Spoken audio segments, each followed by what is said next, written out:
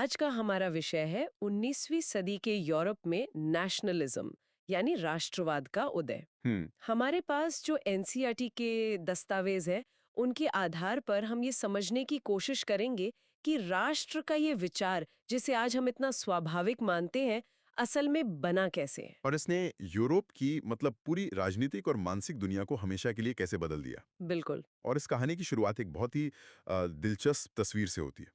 1848 में एक फ्रांसीसी कलाकार थे, फेडरिक सोरियू। अच्छा। उन्होंने अपने सपनों का एक संसार चित्रित किया। इस पेंटिंग में दुनिया के सभी लोग अलग अलग राष्ट्रों के समूह में अपने अपने झंडों और वेशभूषा में। हाँ, मैंने देखी है वो पेंटिंग। वो स्वतंत्रता की प्रतिमा को श्रद्धांजलि देते हुए एक लंबा जुलूस निकाल रहे हैं। बिल्कुल। और ये सिर्फ एक कल्पना नहीं थी, ये एक तरह से आने वाले कल की एक झलक थी। एक नए युग की भविष्यवाणी, राष्ट्र राज्यों यानी नेशन स्टेट्स का युग। तो सबसे बड़ा सवाल यही है कि एक साम्राज्य जहां एक राजा के अधीन कई अलग अलग भाषा और संस्कृति के लोग रहते थे, हम्म। से एक राष्ट्र राज्य जहां नागरिकों में एक साझा पहचान होती है, तक का सफर कैसे तय हुआ। इस बदलाव के पीछे कौन सी ताकतें थीं? चलिए इसी गुत्थी को सुलझाते हैं। सबसे पहले तो ये समझना जरूरी है कि 18वीं सदी के मध्य में यूरोप वैसा बिल्कुल नहीं था जैसा आज हम नक्शे पर देखते हैं। मतलब आज के जर्मनी, इटली जैसे देश नहीं थे। नहीं, बिल्कुल नहीं। वे छोटे छोटे राज्यों, डची और कैंटन्स में बंटे हुए थे। जैसे हैप्सबर्ग साम्राज्य को ही ले लीजिए। अच्छा। उसमें जर्मन, इतालवी, हंगेरियन, पोलिश, मतलब कई अलग अलग पहचान वाले लोग एक ही शासक के अधीन रहते थे। हम्म। उनमें आपस में कोई साझा पहचान नहीं थी। सिवाय इसके कि वो एक ही राजा के प्रति वफादार थे। बिल्कुल, जिक्र करना जरूरी हो जाता है। हाँ, उनका दृष्टिकोण बहुत महत्वपूर्ण है। उन्होंने कहा कि राष्ट्र केवल एक समान भाषा, नस्ल, धर्म या क्षेत्र से नहीं बनता।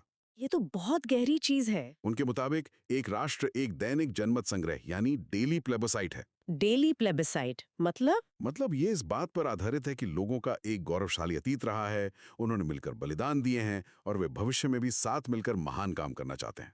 तो ये एक तरह से लोगों की मर्जी पर टिका होता है। मृणाल तो ये मानते थे। उनका कहना था कि राष्ट्र का अस्तित्व स्वतंत्रता की गारंटी है। अगर पूरी दुनिया में एक ही कानून और एक ही मालिक होता तो स्वतंत्रता ही खो जाती। ये सुनने में बहुत आदर्शवादी लगता है, लेकिन इस विचार को जब पहली बार जमीन पर उतारा गया, वो शायद फ्रांसीसी क्रांति थी। हाँ, और वो हुआ 1789 में। ये पहली स्पष्ट घटना थी जहां नेशनलिज्म का विचार खुलकर सामने आया। सत्ता राजा के हाथ से निकलकर फ्रांसीसी नागरिकों के समूह के हाथ में आ गई। और क्रांति ने घोषणा की कि अब से लोग ही राष्ट्र का निर्माण करेंगे और अपनी नियति तय करेंगे। बिल्कुल। और ये सिर्फ खोखली घोषणा नहीं थी। क्रांतिकारियों ने एक सामूहिक पहचान बनाने के लिए कई ठोस कदम उठाए। जैसे कि लापत्रिये यानी पितृभूमि और लेस सितोयन यानी नागरिक जैसे विचार। हाँ, इन पर जोर दिया गया, जिससे एक ऐसे समाज की कल्पना की गई जिसके सभी लोगों को संविधान के तहत समान अधिकार मिले। प्रतीकों को भी बदला गया। पुराने शाही झंडे की जगह नया फ्रांसीसी तिरंगा झंडा अपनाया गया। और जो एस्टेट्स जनरल थी, एक तरह की पुरानी संसद, उसका चुनाव नागरिकों द्वारा किया गया और उसका नाम बदलकर नेशनल असेंबली रख दिया गया। राष्ट्र के नाम पर नई शपथें ली गईं, शहीदों का गुणगान हुआ। ये सब लोगों में हम एक हैं की भावना भरने के लिए किया जा रहा था। सही बात है। और ये बदलाव सिर्फ प्रतीकों तक सीमित नहीं थे। सबसे बड़ा बदलाव तो प्रशासनिक स्तर पर था। हाँ, उन्होंने एक ऐसा सिस्टम बनाया जहां पूरे देश के लिए एक ही कानून चले। देश के अंदर सामान लाने ले जाने पर जो टैक्स लगते थे, वो खत्म कर दिए गए और नापतौल की एक समान प्रणाली लागू की गई। और भाषा का क्या? भाषा, क्षेत्रीय बोलियों को हतोत्साहित किया गया और पेरिस में बोली जाने वाली फ्रेंच को राष्ट्र की साझा भाषा बना दिया गया। मकसद साफ था, एक साझा संस्कृति और पहचान गढ़ना। यहीं से कहानी में एक दिलचस्प मोड़ आता है नेपोलियन के आने से। एक तरफ तो उसने फ्रांस में लोकतंत्र को खत्म कर दिया, और खुद को सम्राट घोषित कर दिया। लेकिन दूसरी तरफ उसने प्रशासनिक क्षेत्र में क्रांति के ही विचारों को आगे बढ़ाया। ये एक अजीब विरोधाभास है। बहुत बड़ा विरोधाभास। उसका 1804 का सिविल कोड, जिसे नेपोलियनिक कोड भी कहते हैं, इसी का उदाहरण है। अच्छा। इस कोड ने जन्म पर आधारित सभी विशेषाधिकार खत्म कर दिए। इसने कानून के सामने सबकी बराबरी और संपत्ति के अधिकार को सुरक्षित किया। और उसने इसे सिर्फ फ्रांस तक सीमित नहीं रखा। नहीं, बिल्कुल नहीं। इसे उन सभी क्षेत्रों में लागू किया गया जो फ्रांस के नियंत्रण में थे। तो एक तरफ नेपोलियन आजादी और बराबरी का कोड ला रहा था और दूसरी तरफ वो एक तानाशाह था जिन इलाकों पर उसने कब्जा किया, वहां के आम लोगों ने इसे कैसे देखा होगा? एनसीईआरटी के दस्तावेज बताते हैं कि शुरुआत में प्रतिक्रिया बहुत सकारात्मक थी। अच्छा। हाँ, हॉलैंड, स्विट्जरलैंड और मिलान, वॉर्सो जैसे शहरों में फ्रांसीसी सेनाओं का स्वतंत्रता के दूत के रूप में स्वागत हुआ। लोगों को लगा कि सामंती व्यवस्था, फ्यूडल सिस्टम खत्म होगी। लेकिन ये शुरुआती उत्साह ज्यादा दिन टिका नहीं होगा। नहीं, जल्दी लोगों को समझ आने लगा कि नए प्रशासनिक सुधारों के साथ राजनीतिक स्वतंत्रता नहीं मिल रही है। मतलब? टैक्स बढ़ा दिए गए, प्रेस पर सेंसरशिप लगा दी गई, और सबसे बुरा, यूरोप के बाकी हिस्सों को जीतने के लिए फ्रेंच सेना में जबरदस्ती लोगों की भर्ती की जाने लगी। तो जो मुक्तिदाता बनकर आया था, वो अब उत्पीड़क लगने लगा। बिल्कुल। और इसी उथल-पुथल के बीच यूरोप का सामाजिक ढांचा भी बदल रहा था। हाँ, पहले जमीन के मालिक, कुलीन वर्ग यानी एरिस्टोक्रेसी का दबदबा था, लेकिन औद्योगिकरण के साथ एक नया पढ़ा लिखा मध्य वर्ग, अ न्यू मिडिल क्लास उभर रहा था। और इस नए वर्ग के लिए राष्ट्रवाद के विचार का एक खास मतलब था। इसे लिबरल नेशनलिज्म कहा गया। उनके लिए उदारवाद का मतलब था व्यक्ति के लिए आजादी और कानून के सामने सबकी बराबरी। सही है। वे राजशाही और पादरियों के विशेषाधिकारों को खत्म करके एक संविधान और संसदीय सरकार चाहते थे। आर्थिक क्षेत्र में भी उनके लिए उदारवाद का मतलब था बाजारों की मुक्ति। इसका एक बहुत अच्छा उदाहरण जर्मनी से मिलता है। हम्म। 1833 में एक व्यापारी को हैम्बर्ग से नुर्नबर्ग जाने के लिए 11 सीमा शुल्क नाकों से गुजरना पड़ता था और हर बार लगभग 5% टैक्स देना पड़ता था। ये तो व्यापार के लिए एक दुष्स्वप्न जैसा था। बिल्कुल। इसी समस्या को हल करने के लिए 1834 में प्रशिया की पहल पर एक सीमा शुल्क संघ, ज़ोल्फेराइन, बनाया गया। अच्छा, जुल्फिराइन। हाँ, इसने ज्यादातर टैरिफ बाधाओं को खत्म कर दिया और मुद्राओं की संख्या 30 से घटाकर सिर्फ 2 कर दी। इसने पहली बार आर्थिक हितों को राष्ट्रीय एकीकरण के विचार से सीधे तौर पर जोड़ दिया। लेकिन 1815 में नेपोलियन की हार के बाद यूरोप की बड़ी शक्तियों ने मिलकर पुरानी व्यवस्था को वापस लाने की कोशिश की। हाँ, वियना कांग्रेस के बाद जो रूढ़िवादी कंजर्वेटिव सरकारें आईं, वे बहुत दमनकारी थीं।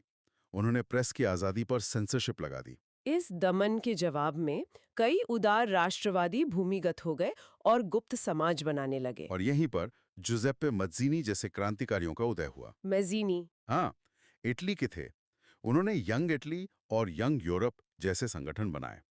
उनका मानना था कि ईश्वर ने राष्ट्रों को ही मानवता की प्राकृतिक इकाई बनाया है। इसलिए इटली को छोटे छोटे राज्यों का पैचवर्क बनकर नहीं रहना चाहिए, उसे एक होकर एक गणराज्य बनना होगा। बिल्कुल। और उनके इन विचारों ने रूढ़िवादियों को इतना डरा दिया कि ऑस्ट्रिया के चांसलर मेटरनिक ने उन्हें हमारी सामाजिक व्यवस्था का सबसे खतरनाक दुश्मन तक कह दिया था। वाह। अब तक हम सिर्फ राजनीति, कानून और युद्ध की बात कर रहे हैं, लेकिन कहानी का एक और पहलू भी है जो शायद इससे भी ज्यादा जरूरी है। और वो क्या है? ये राष्ट्रवाद का विचार सिर्फ नेताओं के भाषणों में जिंदा नहीं था। ये आम लोगों की कला, संगीत और कहानियों में भी अपनी जगह बना रहा था। हाँ, और इस सांस्कृतिक आंदोलन को रोमांटिसिज्म कहा गया। इसके मानने वाले तर्क और विज्ञान की जगह भावनाओं, अंतर्ज्ञान और साझा संस्कृति पर जोर देते थे। और ये एक मनोवैज्ञानिक तौर पर बहुत शक्तिशाली कदम था।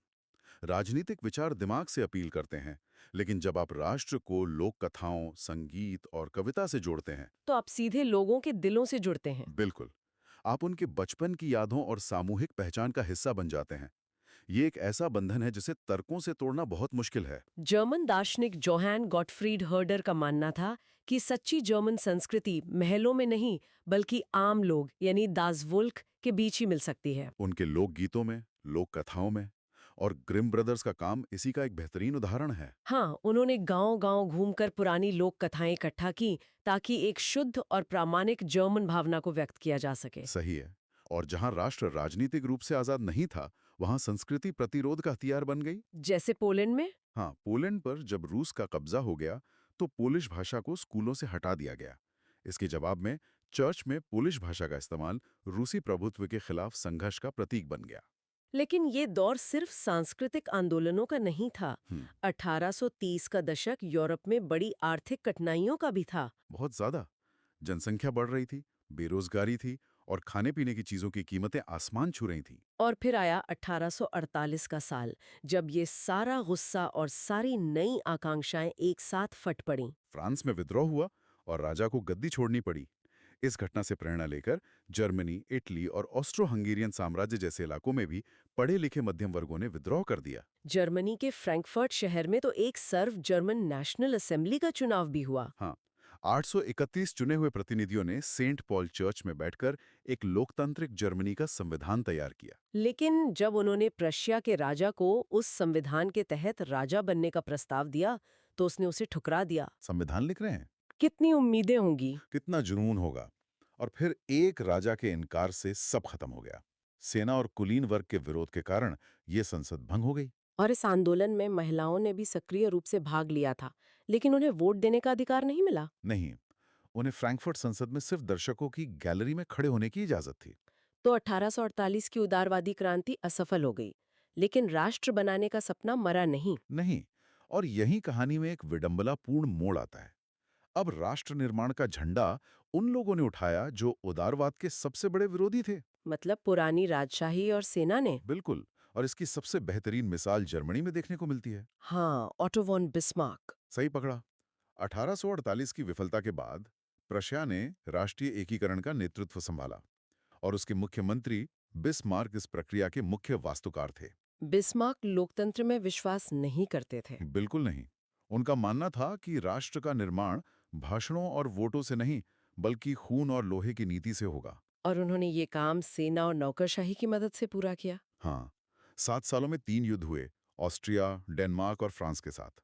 तीनों में प्रशिया की जीत हुई और एकीकरण की प्रक्रिया पूरी हुई। और जनवरी 1871 में वर्साइल्स के शीश महल में प्रशिया के राजा विलियम प्रथम को नए जर्मन साम्राज्य का सम्राट घोषित किया गया।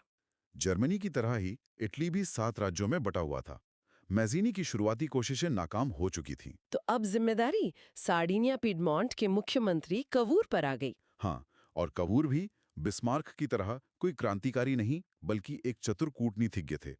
उन्होंने फ्रांस के साथ एक संधि की और 1859 में ऑस्ट्रियाई सेना को हरा दिया। फिर जुजेप्पे गैरिबाल्दी के नेतृत्व में हजारों सशस्त्र स्वयं सेवकों ने दक्षिण इटली को आजाद कराया। बिल्कुल। और 1861 में विक्टर इमैनुअल द्वितीय को एकीकृत इटली का राजा घोषित किया गया। यहाँ एनसीईआरटी में एक मजेदार किस्सा है। हाँ, वो किसानों वाला। हाँ, कि दक्षिणी इटली के जिन अनपढ़ किसानों ने गैरिबाल्दी का समर्थन किया था, उन्होंने इटालिया यानी इटालिया का नाम कभी नहीं सुना था। उन्हें लगता था कि ला तालिया विक्टर इमैनुअल की पत्नी का नाम है। ये दिखाता है कि राष्ट्रवाद का विचार अक्सर ऊपर से पढ़े लिखे तबके से आम जनता तक पहुंचा। बिल्कुल। जर्मनी और इटली में तो राष्ट्र का विचार पहले आया और फिर उस विचार ने एक राज्य का निर्माण किया। लेकिन एक देश ऐसा भी था जहां कहानी उल्टी थी। और वो था ब्रिटेन। ये एक बहुत ही अनोखा मामला है। ब्रिटेन में राष्ट्र राज्य का निर्माण किसी अचानक हुई क्रांति से नहीं, बल्कि एक बहुत लंबी और सोची समझी प्रक्रिया से हुआ। मतलब वहां राज्य पहले से मौजूद था और उसने अपने हिसाब से एक राष्ट्र को गढ़ा। ठीक यही हुआ। 1707 के एक्ट ऑफ यूनियन के जरिए इंग्लैंड और स्कॉटलैंड को मिलाकर United kingdom of great Britain बनाया गया। कागज पर ये एक विलय था। लेकिन असल में इसका मतलब था कि इंग्लैंड ने स्कॉटलैंड पर अपना प्रभुत्व स्थापित कर लिया। स्कॉटलैंड की अपनी संस्कृति और राजनीतिक संस्थाओं को व्यवस्थित रूप से दबाया गया। उन्हें अपनी गेलिक भाषा बोलने या अपनी राष्ट्रीय पोशाक पहनने से भी मना किया गया था। हाँ, और आयरलैंड के साथ भी कुछ ऐसा ही हुआ।